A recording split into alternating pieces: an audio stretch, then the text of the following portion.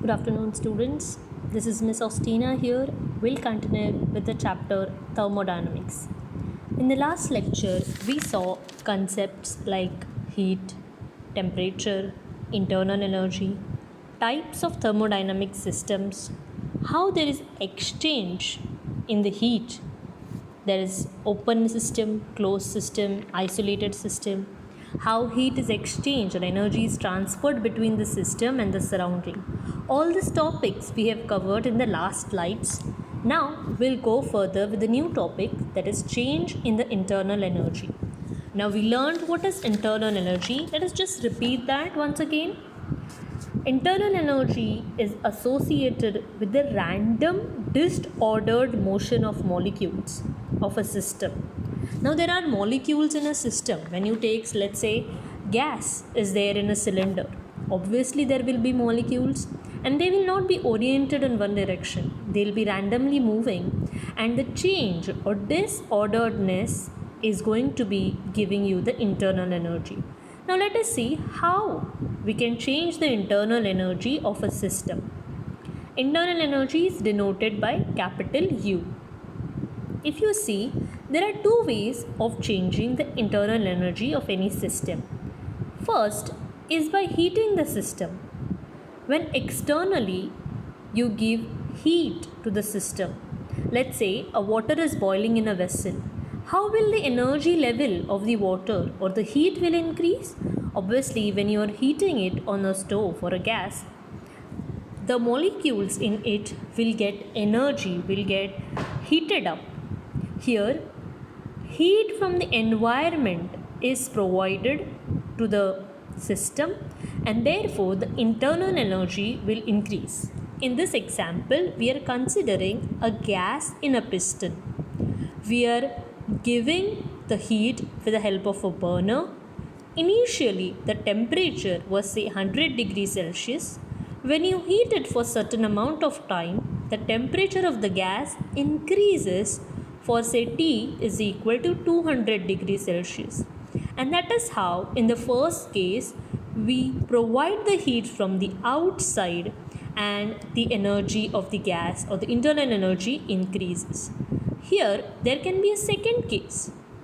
If the surrounding environment is say at a lower temperature than the gas, obviously the gas will lose the energy and cool down. We saw the example earlier slides that hot water is kept in a glass on the table. The hot water will slowly, with respect to time, get cooled down, lose the energy to the environment because the surrounding environment is at lower temperature. So here two cases are very clear. First case, we provided the heat. Here second case, the system loses the energy to the surrounding. Why? Because the surrounding environment is at lower temperature. Let's go further.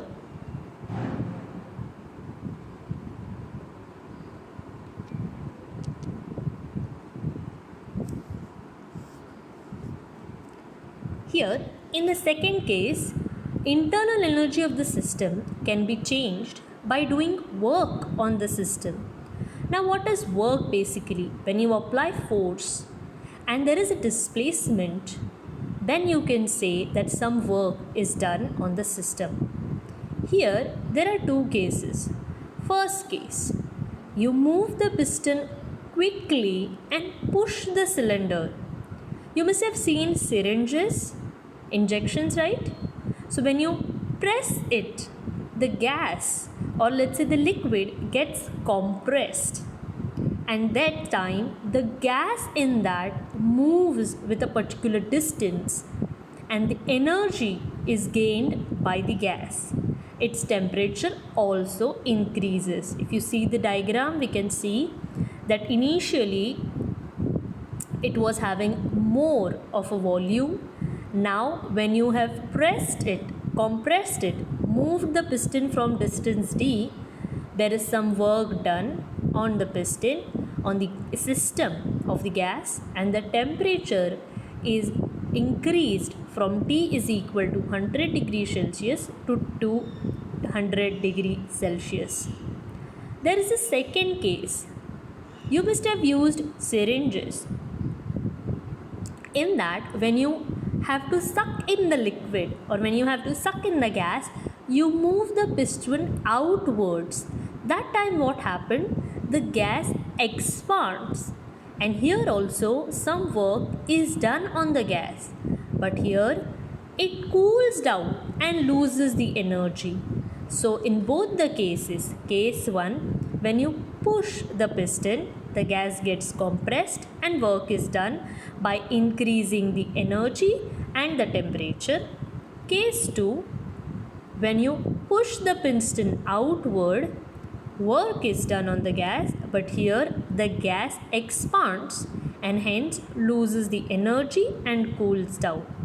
So both the cases here, first case, by heating the system, we can change the internal energy, and second, by doing the work.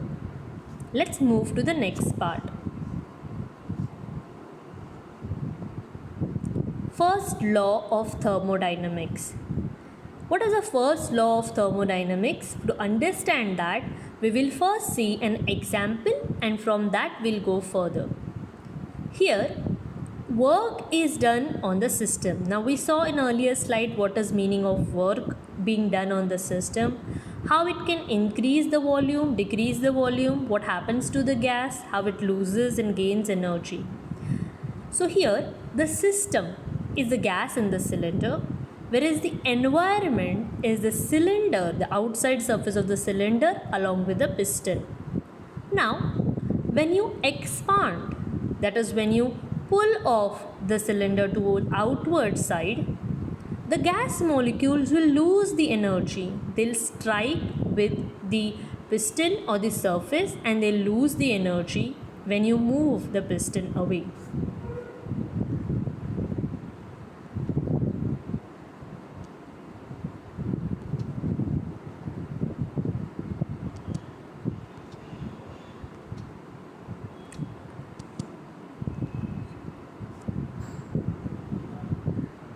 When you move or push the piston inwards, the volume of the gas will decrease and the gas molecules, those are striking with the piston, will gain momentum from the piston because it is pushed towards the inside.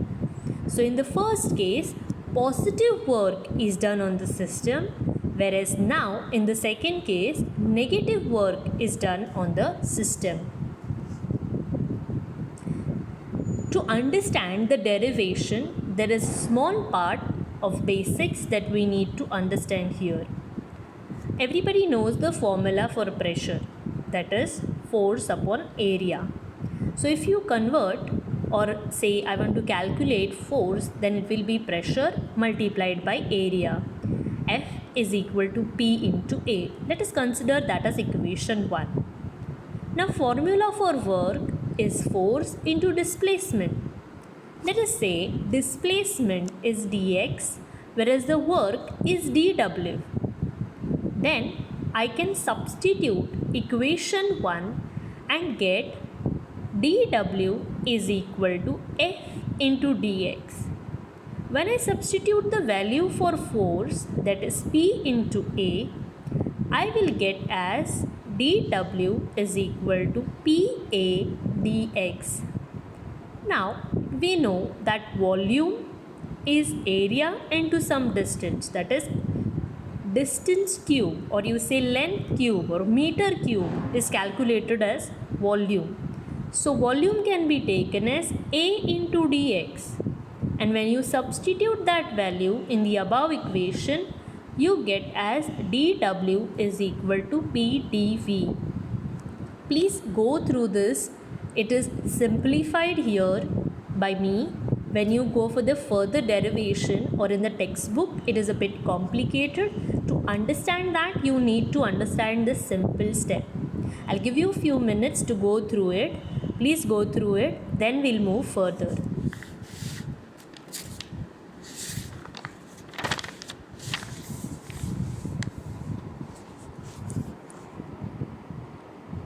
Okay, I hope students you have gone through this derivation. Let's move to the actual derivation. This was some basic concept which we needed to be cleared to go through the derivation part.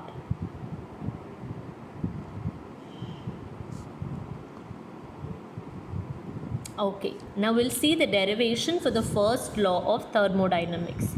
Here we have taken a cylinder. In that there is a gas. Here the system is a gas, where the cylinder and the piston are the system or the environment of the system. Okay, what we are doing actually here is, by moving the piston by a certain distance, say dx, we are applying a force on that and trying to change the volume of the system. Now, some work is done on the system when you apply the force, and the system or the gas in the system moves by a certain distance dx. So as we saw in the earlier slide, we got dw is equal to pdv. This means when the work is done, the equation of work done can be given as dw. Here dw is very small amount of work done, will be given by pdv. Why d? This means very infinitesimal, that means very small distance is covered and therefore very small force is applied. Therefore the sign here of d. When you apply this formula for large volumes, we use the symbol of integral. I hope that integration part will be covered in mathematics. We'll just see how the derivation proceeds here. Here, let's say initial volume of the cylinder was Vi, whereas the final volume when you move the piston will be Vf. When you integrate it, we will be getting the total work done, that is, what is the change in the volume, and the work done on the system can be calculated by integrating the small amount of work done.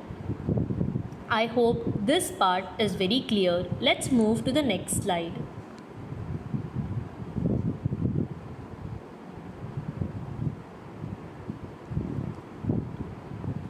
Okay, now some very important concepts about the internal energy.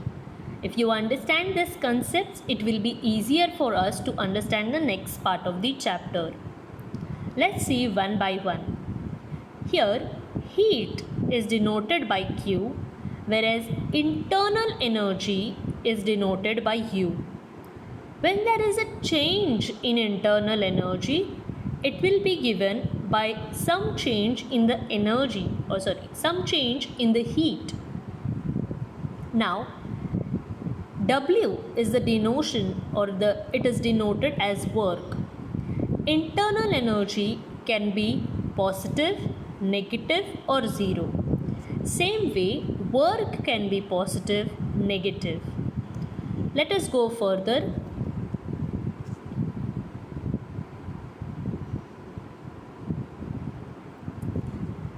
Delta U, that is change in the internal energy, is given by minus W.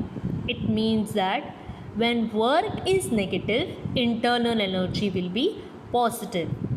The total change in the internal energy, that is delta U, is Q minus W. This is the statement for the first law of thermodynamics. We can rearrange it to calculate the heat, saying Q is equal to delta U plus W. Now delta U is here the internal energy, Q is the heat and W is the work. Now because internal energy, heat and work are interrelated, if Q and W are positive, negative or zero, similarly internal energy, that is change in the internal energy, that is delta U, can be positive, negative or zero.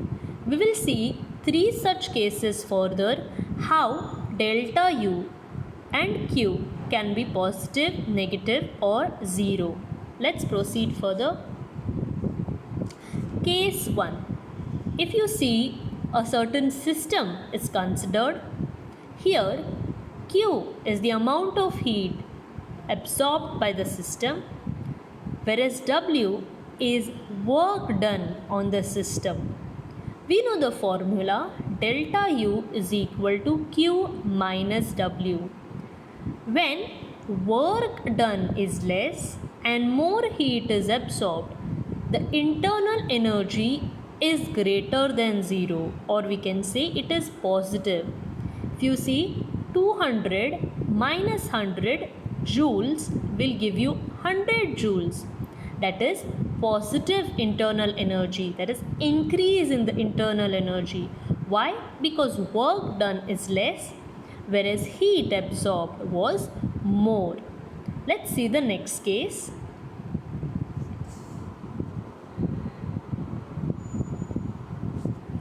In case 2, more work is done whereas less heat is absorbed. If you substitute it here, delta U is equal to Q minus W, then we get the answer as minus 100 joules. That means there is decrease in the internal energy. The answer of the internal energy comes in the negative number. So, when work done is more, whereas heat absorbed is less, that time the internal energy becomes a negative factor. Let's see the next case. Here, heat added to the system, whereas work done are both the same. The amount of heat and the work done are both the same, that is Q, that is heat is equal to 200 joules, whereas work done is also 200 joules. That time delta U is equal to Q minus W becomes 0. That is, there is no change in the internal energy. Earlier in the starting we saw change can be done in internal energy when work is done on the system or heat is provided. But in this case both are same, equal in amounts, quantities, and therefore there is no change in the internal energy. Hence we can say that from these three cases, delta U, that is change in internal energy, can be either positive, negative, or 0. Let's move to the next part. Property of system or system variables. Now when you say there is change in certain properties with the system, what properties are we actually measuring? What are the quantities that are changing? When you say in thermodynamics there is change in certain variables related to the system, that means pressure can change, volume can change, temperature can change, density and mass. All these properties there can be change with related to the system. These are called as variables or state variables of a system. Now, last year how we saw fundamental quantities and derived quantities in measurements chapter. Similarly, here there are intense variable as well as extensive variables. Now, what are intensive variables? Here, intensive variable means they do not depend on the size of the system. Let's say the system may be a glass of water or a bucket of water. Certain variables do not depend on what the size of a system is.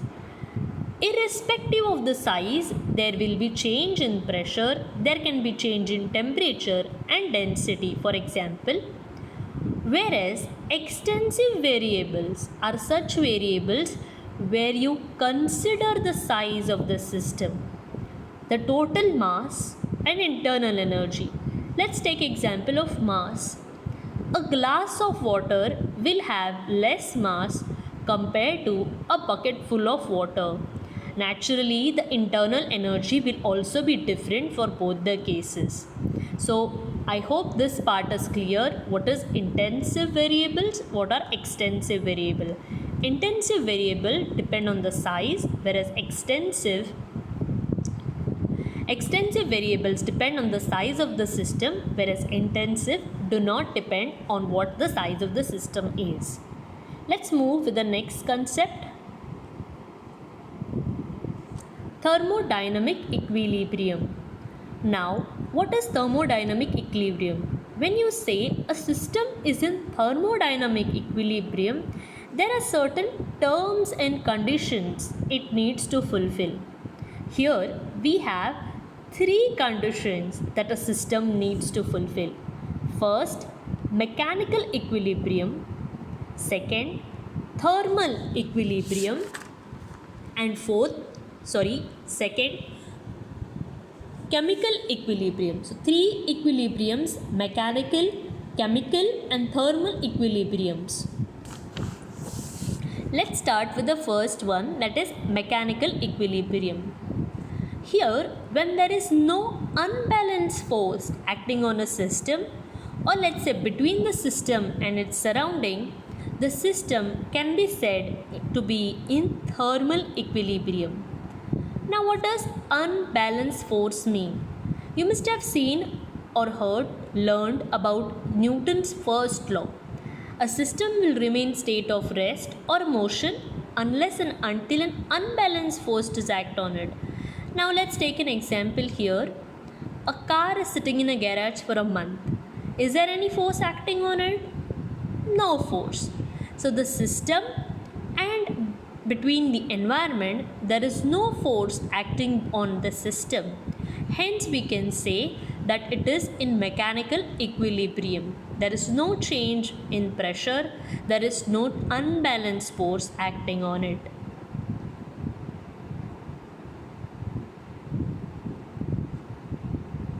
Next, chemical equilibrium. Chemical equilibrium, there is no change or there is no chemical reaction going on in between the system, or there is no exchange or transfer of matter from one part of the system to another. Let's take the same example of the car.